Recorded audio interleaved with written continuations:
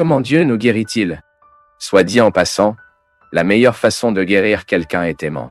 L'amour a l'immense pouvoir d'entrer dans nos cœurs, modifiant nos pensées. Et après qu'il change nos pensées, cela change naturellement ce que nous ressentons. Et ce que vous ressentez, c'est un fruit de ce que vous pensez. C'est pourquoi saint Paul a dit si judicieusement que la conversion commence à l'esprit. C'est là que nous changeons ce que nous ressentons. Vous ne pouvez pas changer ce que vous ressentez, puis modifier ce que vous pensez. C'est toujours le contraire. Le chemin est différent. Modifie ce que vous pensez, purifie vos pensées et vos sentiments sera naturellement plus ordonné et harmonieux. C'est pourquoi la guérison que Jésus a effectuée a toujours commencé dans l'esprit. Il a regardé cette personne et lui est retourné. Cela lui a donné une nouvelle façon de penser. Oui, mais Magdalène était comme ça. Cette femme était sur le point d'être lapidée parce qu'elle se pensait d'une manière différente. Très différente de la façon dont elle méritait d'être pensée. Et bien sûr, le sentiment qu'elle avait pour elle-même était un sentiment de mépris, point de honte. Et personne ne peut gagner d'avoir honte de soi. Jésus avait besoin de modifier la façon dont elle se pensait. Elle acceptait cette conviction parce qu'elle croyait que c'était des déchets humains. Qu'elle ne méritait que ces pierres.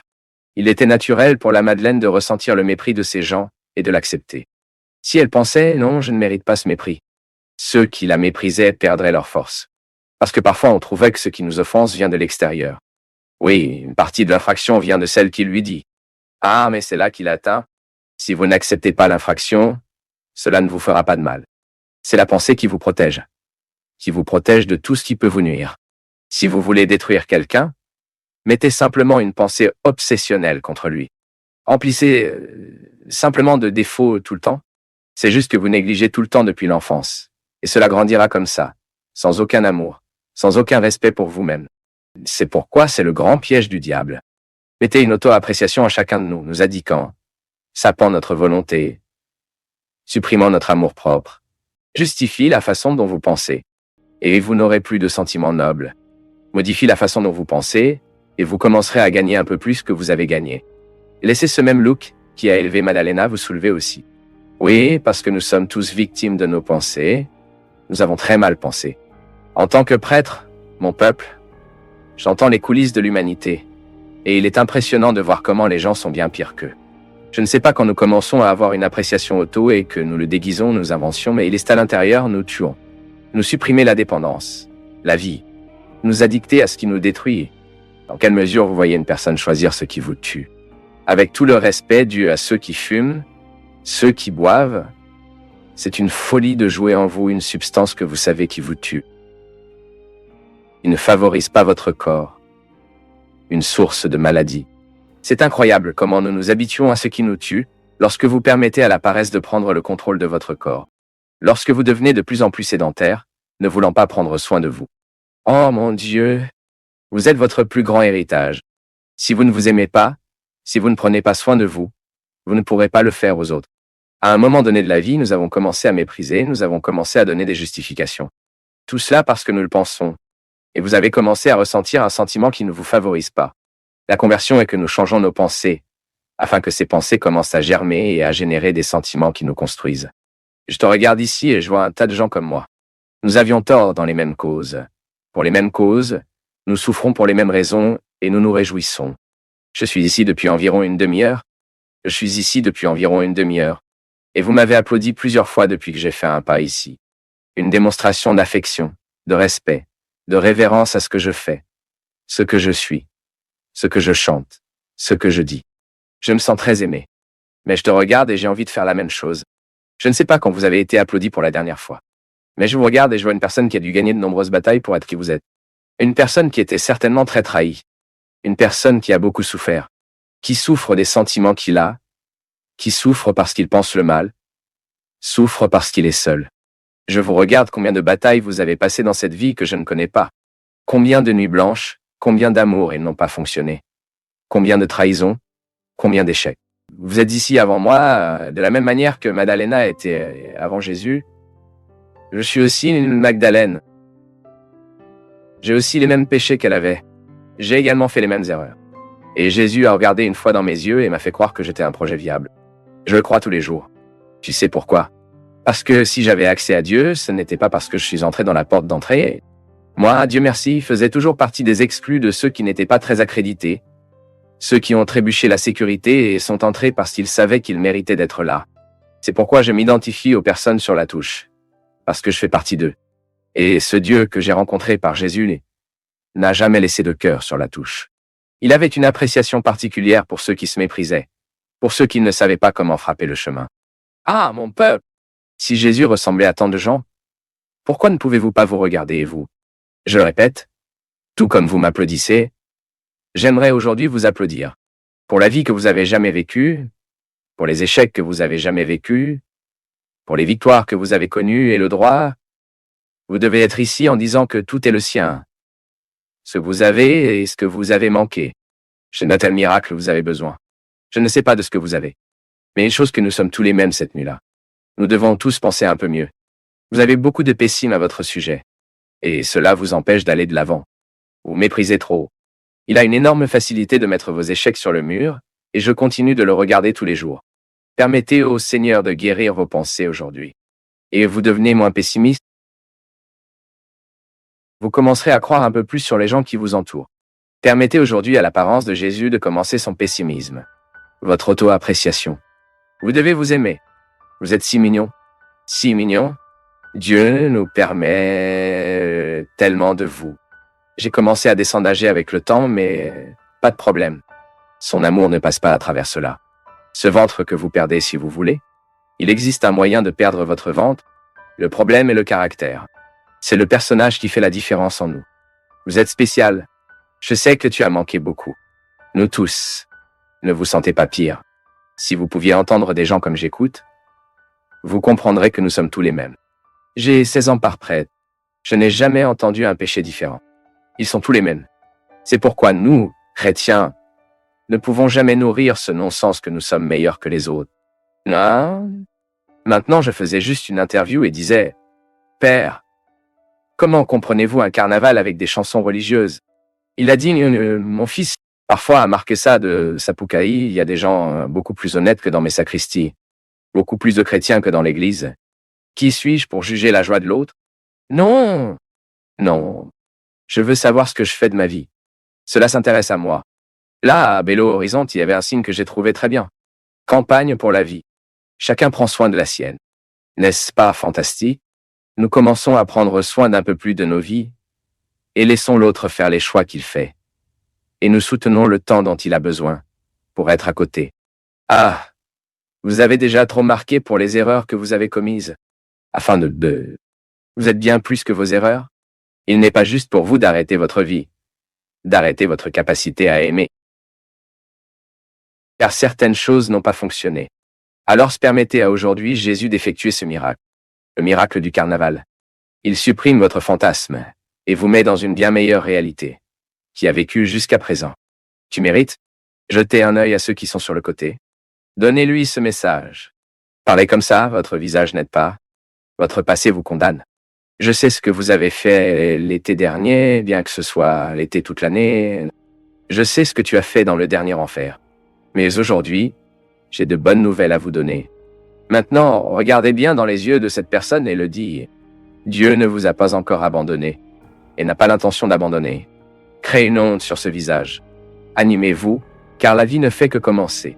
Je dis maintenant que le miracle que Dieu joue en nous est de guérir nos pensées. Et rien de mieux pour guérir les pensées qui vivent entourées de gens qui nous aiment. Un bon ami, un bon père, un bon frère, peu importe quel est le lien, un bon mari, une bonne femme, un bon fils, une bonne mère, un bon père, un bon petit ami, une bonne petite amie qui le fait penser différent. Bon prêtre aussi. Quelqu'un qui interfère avec la façon dont vous pensez. Connaissez-vous cette personne qui passe du savon dans votre visage de temps en temps? Et alors vous en avez besoin? Arrête de marcher après lui. Il ne veut pas savoir pour vous. Qui vous renvoie l'estime de soi, non? Cette datation se termine. Ce n'est pas datant, c'est l'enlèvement. Vous méritez quelque chose de mieux. Et tu as quelqu'un, qu'est-ce que tu aimes ici aujourd'hui? Qu'est-ce que cela représente un peu de cette guérison que Dieu réalise dans votre vie? Je vois une marche comme le groupe de Mondruva, non? Alors tu es trop bon. Quand nous venons et nous savons que nous sommes entourés de gens qui nous veulent bien, si vous voulez savoir qui est votre vrai ami, pensez-vous? Vous êtes mon ami si cela fait de moi un ami de Jésus. Si vous faites ce pont avec moi, c'est mon vrai ami. Combattre de temps en temps, d'accord, tu ne te bats pas? Il n'y a aucun moyen, non? Vivre avec elle est trop difficile. Mais cela ne l'abandonne pas.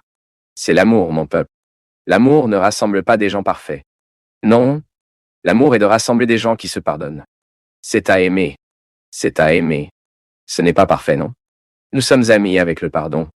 Gustavo et moi, au paradis avec moi, pour recevoir cette bénédiction, cette nuit de transformation de nos pensées et de nos sentiments. Seigneur soit avec toi. Nous voit la bénédiction qui nous transforme, qui nous vérifie, qui met dans notre cœur la sérénité, dans nos pensées harmonie, qui expulse de nous tous qui peuvent être oppressifs.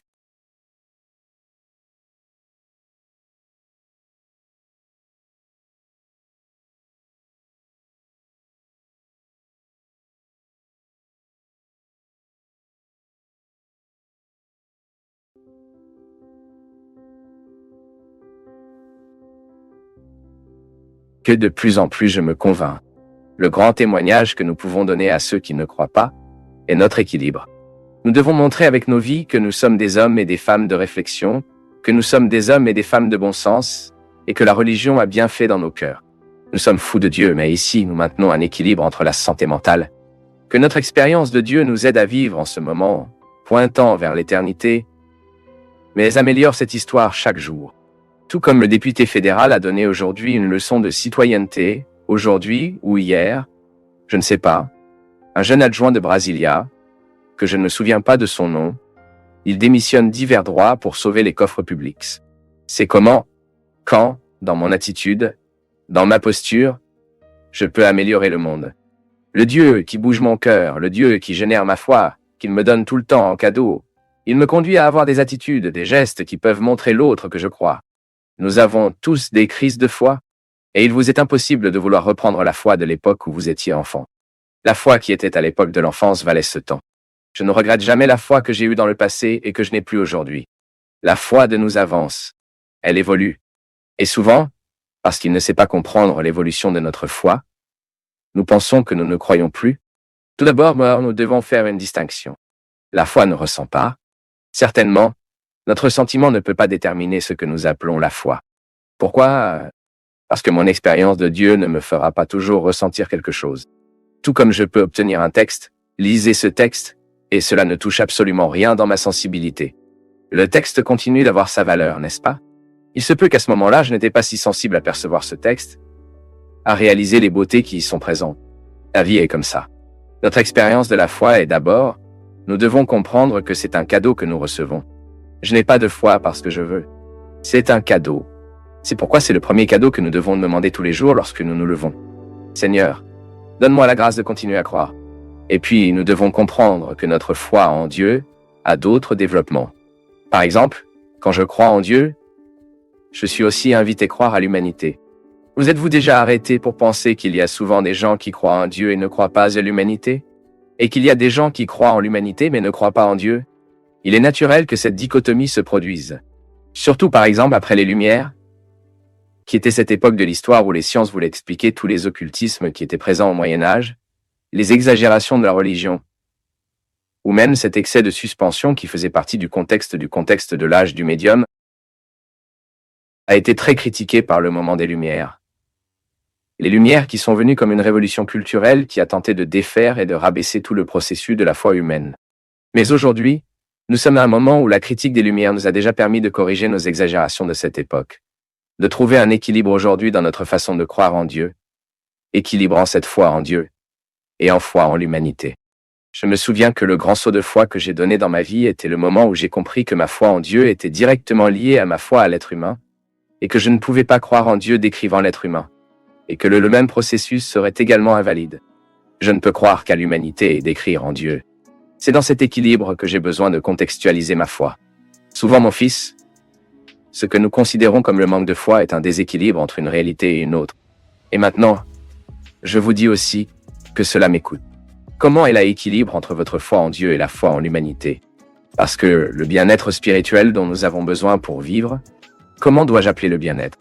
Une foi équilibrée qui est bonne pour le cœur humain, elle doit déplacer la foi que j'ai en Dieu vers la réalité historique où je suis situé.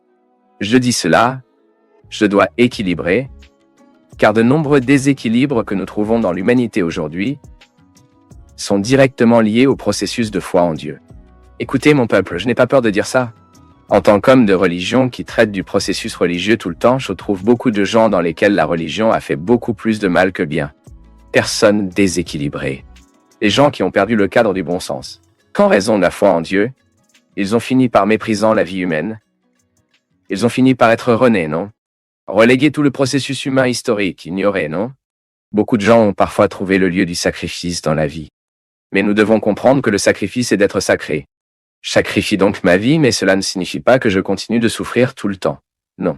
Je le fais saint tout ce qui est à moi. J'ai mis l'autel pour sacrifier. Rendre sacré. Faire saint. C'est l'équilibre. La foi, que je ne vis pas le déroulement de cette foi ici, dans l'histoire. Ce n'est pas vrai? Oh. Cet équilibre est donc important. Souvent, nous considérons la nullité de l'un de ces aspects. Ces points. Et là, nous devons chercher, plonger dans notre condition humaine, et bien enquêter sur ce que nous comprenons comme la foi. Où suis-je manquant toute cette compréhension?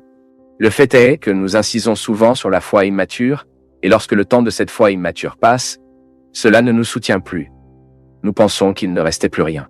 Mais c'est pourquoi la Sainte Écriture parle si clairement et si directement. Dans une période de la vie, nous avons besoin d'aliments liquides en raison de la difficulté de déglutition. Ce n'est pas vrai? Mais le moment viendra où nous serons préparés à des aliments solides. Et je le crois. Traduisant cela dans le contexte de notre expérience de la foi. Dans de nombreux moments de notre vie, nous sommes autorisés à avoir une foi naïve, car cela fait partie de ce moment. Mais alors cette foi doit mûrir. Je ne veux pas, à l'âge adulte, croire de la même manière que je croyais au temps que j'étais enfant. Je peux même garder beaucoup de belles choses de mon enfance, mon innocence, mais ma foi devra aller de l'avant. Combien de personnes j'ai appris à connaître beaucoup de gens. Ah, Père, j'ai perdu la foi. Comment avez-vous perdu la foi? Ah, parce que je suis allé étudier ce que l'Église a fait au Moyen-Âge, comment l'Église était cruelle. L'Église a tué beaucoup de gens. L'Église avait la question de l'Inquisition. Beaucoup de gens ont perdu leur foi parce qu'ils ont étudié dans l'histoire que l'Église pratiquait l'Inquisition. Très bien, une erreur historique.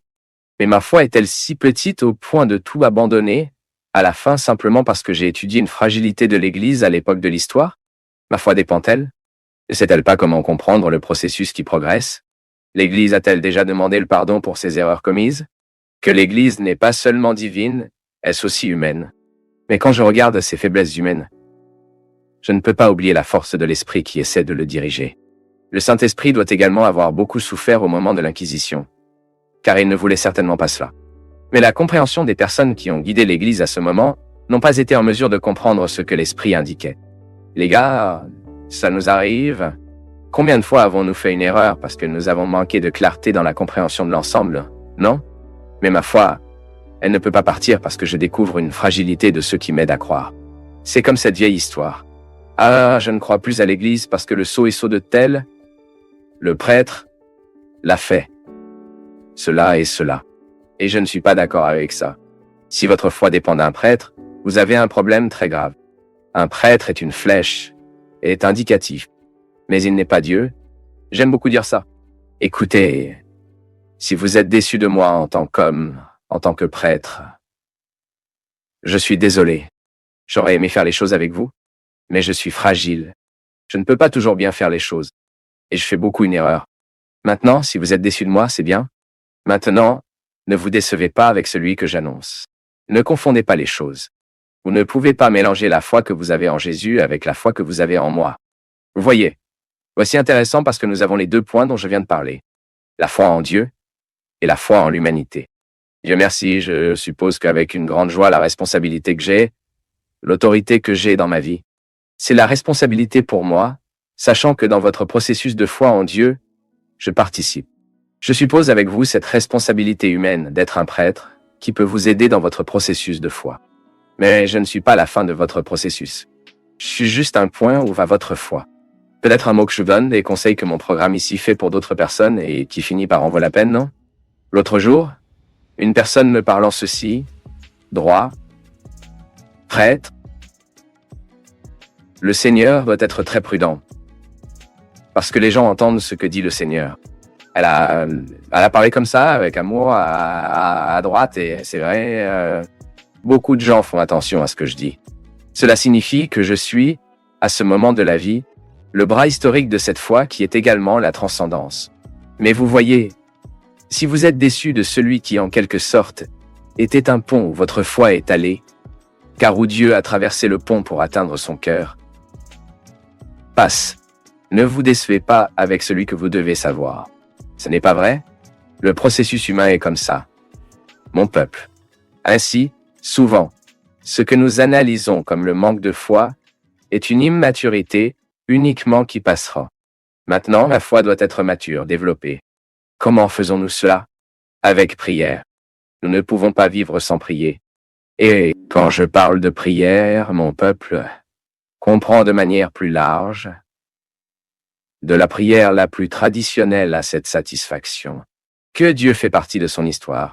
Puissiez-vous vous reconnaître présent sur votre chemin dans votre histoire. Tout cela prie. La vie peut être une prière. Tant que vous sortez la journée et que vous êtes prêt à bien vivre, à faire les gens que vous trouverez, sauf un poids pour un autre, aider le monde à être meilleur, tout cela est de prier. Ensuite, vous voyez, notre prière a également deux dimensions. Cette révérence à Dieu, je reconnais Dieu comme mon Sauveur, mon Seigneur. Là, je lui fais des éloges, de l'adoration.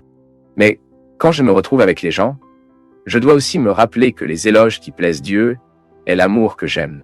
C'est le pardon que j'accorde, l'étreinte que je fais, n'est-ce pas? Ce n'est pas un problème que nous faisons des erreurs les uns avec les autres. Parfois, nous faisons une erreur. Mais c'est tellement noble pour nous de reconnaître. Écoutez, je suis désolé. Pardonne-moi. C'est prier. C'est l'éloge de Dieu. N'est-ce pas Jésus qui a dit? Avant de présenter l'offre, allez-y et réconciliez avec votre frère. Avec votre ami, vous vous battez un peu, non? Avec celui dont vous n'avez pas parlé depuis si longtemps? Avec celui que vous avez gardé rancune? Haine? Ressentiment. Parce que la vie nous offrira toujours ces deux piliers. C'est la transcendance et l'immanence de Dieu. Je peux emmener mes bras au paradis, louer Dieu. Mais j'ai besoin de savoir que mes pieds restent coincés à cet étage. La croix a la dimension verticale, mais a également la dimension horizontale. Si vous regardez l'endroit où Jésus a été crucifié, vous avez la foi en l'homme, la foi en Dieu.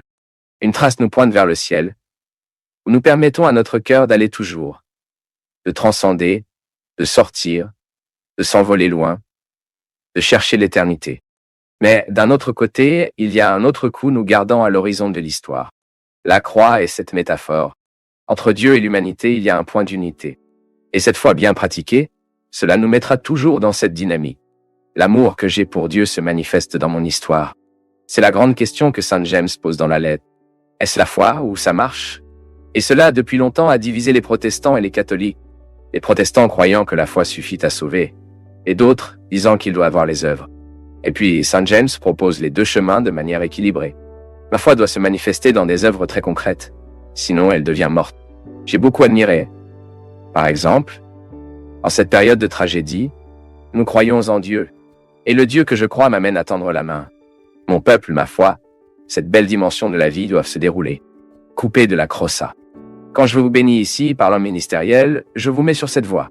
Être en Dieu, mais n'oubliez pas de vivre l'histoire, que votre religion n'est pas aliénée, et que votre histoire ne vous fait pas oublier la transcendance.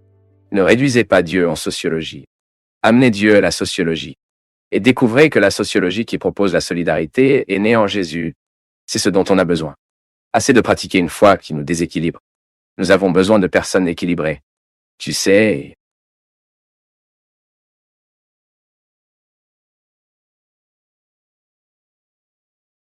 Chacune de ces vidéos est une construction, et ceux qui restent jusqu'à la fin participent à la soutenir. Si ce contenu a résonné en toi, laisse un commentaire, partage, abonne-toi, et bien sûr, mets un j'aime. Et jette aussi un œil au lien dans la description. Il y a d'autres chemins à explorer. Merci beaucoup, une grande accolade, et à très bientôt.